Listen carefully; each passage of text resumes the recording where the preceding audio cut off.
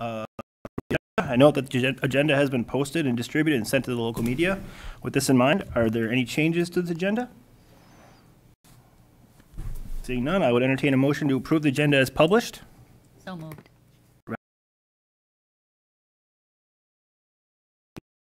To approve the agenda as published. Any discussion?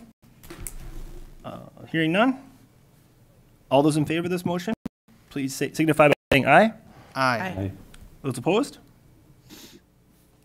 Motion is approved and published. The published agenda has passed. We don't have any public participation this evening, correct? Right? Nope. No. Okay. I'll move on to District Administrator's reports. Dr. Mueller has some information for us. Yeah, actually, I'm going to go off script a minute. We have just a couple days left with our seniors, and we have another graduating class this year coming up, and finals starting for the rest of you, right, Alan? Coming up in another week. But I'll let him report out on the rest.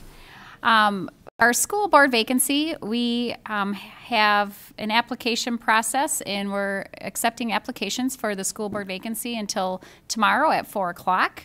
And the information on how to submit that's right on our district website. A special board meeting will be held on June 6th to interview the candidates and appoint a board member that would serve until the end of the term, the 2020. And they would then, at the 2023 election, if they wanted to continue, they would have to be a part of the election process. Prom was held this last Saturday. It was successful. They had the theme, the Enchanted Forest, and I visited the Grand March. There, I heard 450 tickets sold, and it's for juniors and seniors, so it was a great success, and it was fun to see everyone out and families there and enjoying watching their children. Congratulations to our boys golf team, the MVC. We just keep pulling off conference championships and going on, so congratulations to them again. And then Saturday, oh my gosh, Saturday is graduation, 1 o'clock at the Cross Center, so look forward to that occasion. And also, I wanted to congratulate once again, we have a retirement reception on Thursday evening, starting around 3:30, and 4 o'clock will be our ceremony, official ceremony, celebrating all our 22 retirees we have this year with 512 years of experience. So we wish them the best and look forward to celebrating them. All right, and that's what I have for this evening. All right. You're up next with the recognition and thank yous for the Holmen Area Foundation. Yeah, this evening I'd like to recognize our Holmen Area Foundation. So if Katie Strausser could meet me over here at the table.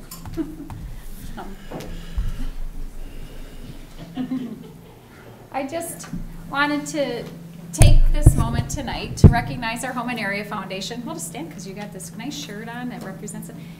They have been so gracious and have given over $9,000 in grants recently to our staff in the Holmen School District, and we can't thank them enough for all this. It was everything for materials for students, to furniture, to help more flexible learning occur, just to support kids' trips and able to do things outside of the classroom. So we're so thankful for our foundation and all that they have been giving. So thank you so much, Katie, for everything and that. And anything you would like to share? I just want to say thank you to the district to again allow us to continue to do our work in the community. I want to remind everyone we have 2 good fundraisers to allow us to continue to do our work. A pork feed this coming June 2nd, the night before the last day of school, so no one needs to cook, as well as the 22nd annual Mike Schmidt Memorial Golf Tournament is continuing to be held in June 15th. I will remind all of the principals that our second round of grants will be due July 1st, and that's again allows us to fill those gaps that the budgets just don't, and helping the teachers do their best work. So thank you. Thank you so much. Welcome.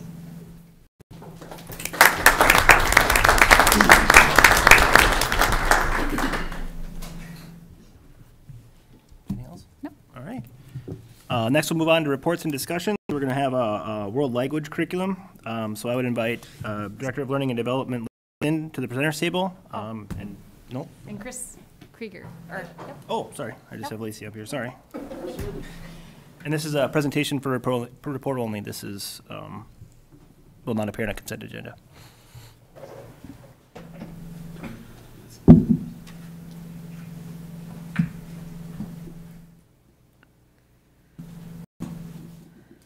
have with us some other world language department members I see in the back there. Thank you for coming. You're more Can you hear me okay? Yeah. I'd like to recognize the other members of my team. We have Marina Tosted, high school Spanish. Then we have Svetlana Ott, French, high school. And Miriam Larson, our middle school Spanish teacher. The middle school French teacher is at the middle school track meet tonight, so she couldn't make it. Okay, let's get to it. Okay. Got to find my arrows up here.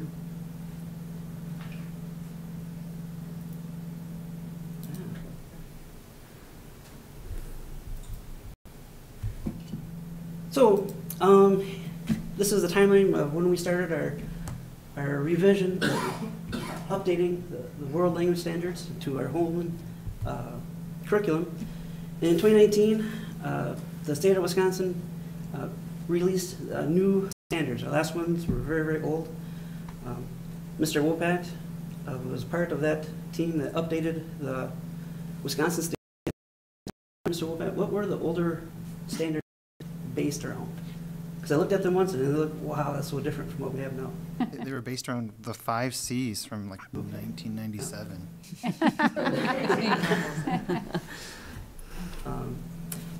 Due to the pandemic, we asked if we could postpone our self-study for the next year so we could do a site visit, which actually worked out pretty well. Okay, then in the year 2020, we did our self-study. And then this last school year, 2021, 2022, we updated the curriculum. And now next year, we're going to be identifying resources that we can use to help our students learn French and Spanish. In our book study, our self-study, we did a book study of the keys of planning for learning. This is a book published by the American Council of Foreign Language Teaching on how to write curriculum, and that was very informative. Then later in the year, we attended the American Council of Foreign Language Conference, which is something that is a silver lining in the pandemic, because our district could never afford to send us to the actual, it's a national conference, but we were able to go, all of us, because it was virtual. So that was real nice.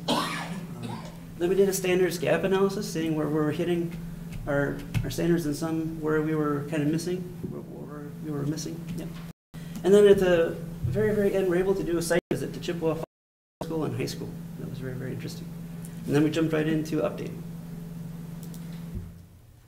So the 2022 6 through 12 Holmen School District World Language Standards are based on the 2019 Wisconsin State Standards.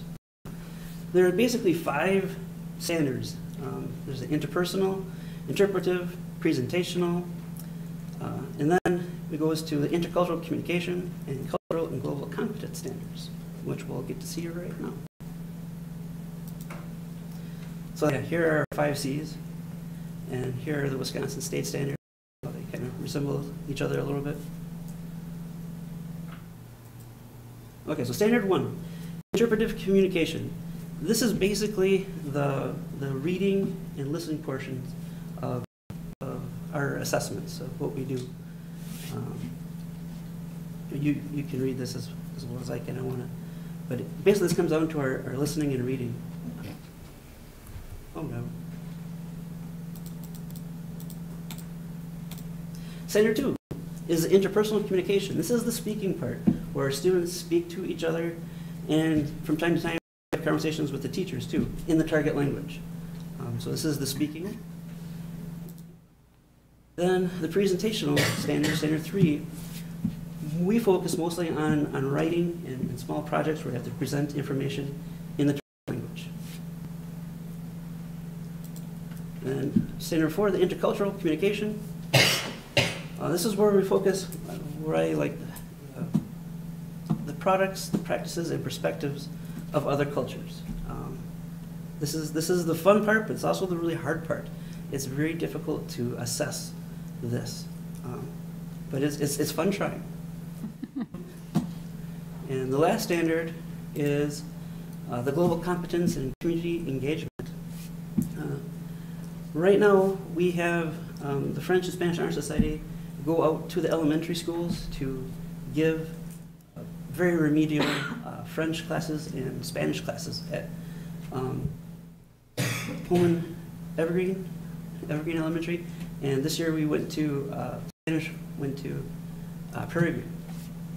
And the students at the elementary and the students that we brought with us to give the classes, both of them really enjoyed the process, the opportunity to do that.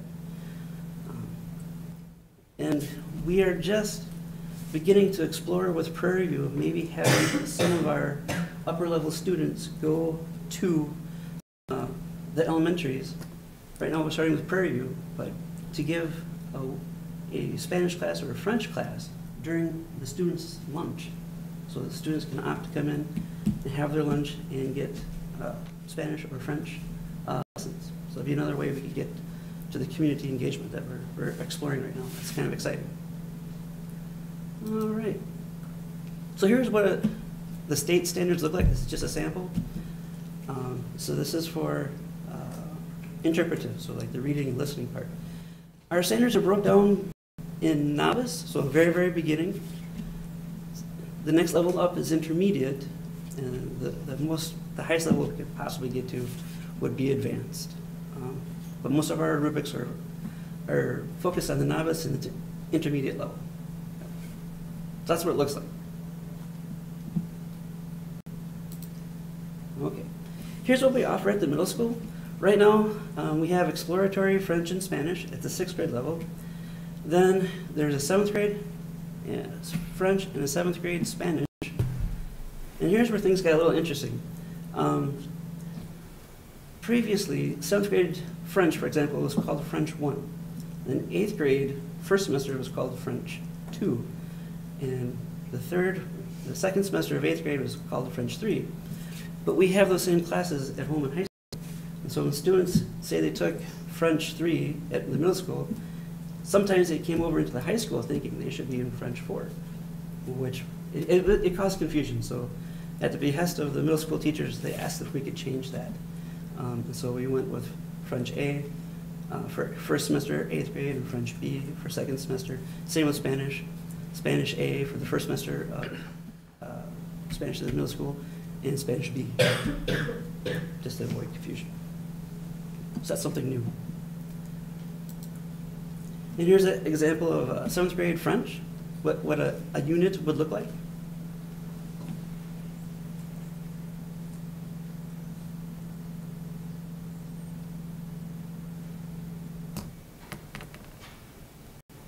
And then at the high school, this is what we offer. So we offer 5 levels, which is really nice. Oh, what happened there? Oh, we have French 1, French 2, French 3, French 4, French 5. And then we have Spanish 1, Spanish 2, and Spanish 3, and over here, Spanish 4 and 5.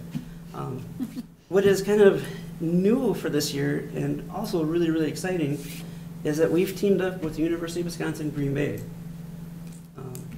to offer our French 4 and our Spanish 4 courses, but our students get the opportunity to get credit from UW Green Bay.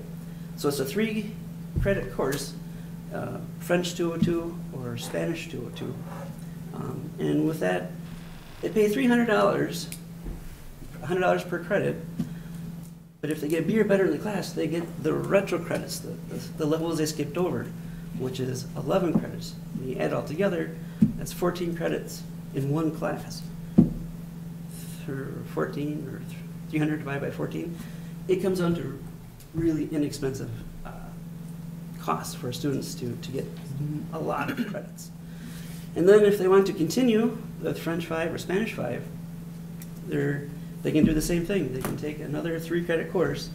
If they get B or better in that, in the French 5 or Spanish 5, they'll get another 3 credits. So that's, by the time they graduate, they could walk out with 17 credits from UW Green Bay.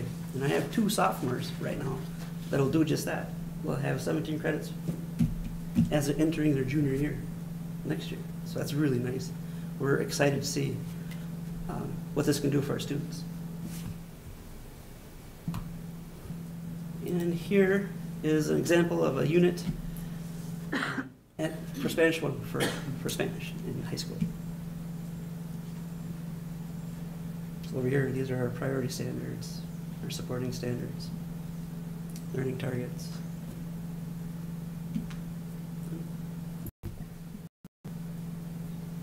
Okay. And so our next steps, we'll implement the curriculum that we just updated, and then we get the exciting part two to work out where our curricular needs are and identify what resources will help us reach our curricular goals. So that's another further conversation with Lacey and Kim Edwards. Merci beaucoup, muchas gracias, thank you very much. Do you have any questions? You mentioned quickly about novice and intermediate and advanced within those proficiency benchmarks. How long does it take for a student to get through, say, novice, or did most students get to intermediate? How long does it take for them to get there? So here's how it's broken down so far. Our level ones are all novice. Level 2 is all novice. When we get to level 3, the first term is novice, but then we make the switch in the second term of the course, of Spanish or French 3, we go to the intermediate rubric. So those are the performance ones. It's not the proficiency, but those are the performance standards that we use, or rubrics. To get students to advanced, what would need to take place or happen?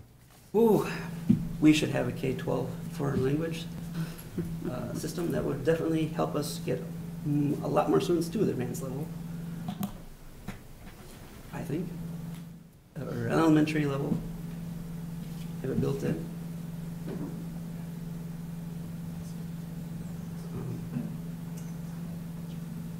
Thank you. You're welcome. Any other questions?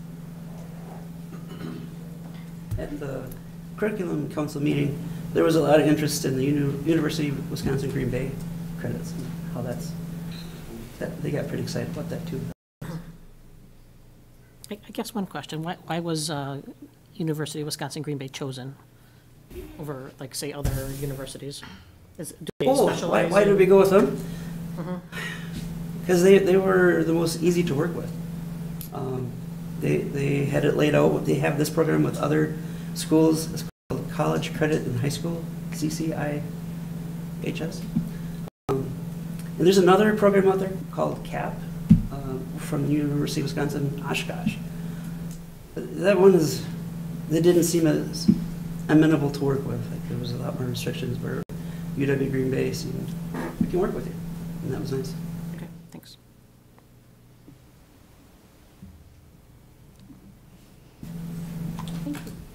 Okay, well, thank you very much for listening to my presentation. Thank you for sharing. Oh, my pleasure.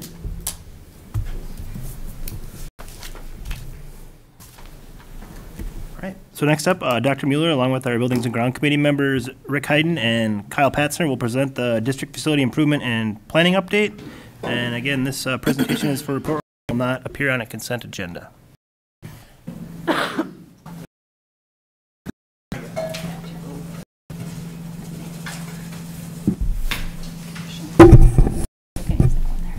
On the indirect commissioner.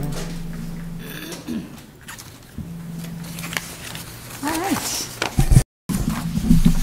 Good evening. So tonight, here we are to give you an update on our district facility improvement and planning process that we've been working through for many, many months. Okay. So tonight, our plan is to share background and progress of the recent work done by our Finance and Building Grounds Committee, and also outcomes of the committee related to the work that they've accomplished over the past many months, and then recommend some next steps for the board to consider. As always, in any work we engage in, we always are guided by our district vision, mission, and core values. I won't go through all that again, but we use that to guide us. And then also, the 5 focus areas continue to help align our facility planning work. You can see those 5 focus areas on the right side. So every time we're doing our work around the facilities, we're looking at, okay, what can we do? How do we improve student learning? Is it fiscally responsible? What decisions and how we're going about things? How will it affect our workforce? how do we engage our community around our work? And especially, you know, we've had quite a big focus on health and safety, which you'll learn more about throughout the presentation tonight. So this is a timeline overview of our work in that. And we started back actually in April of, well, for this part of the work anyways, back in April of 2021.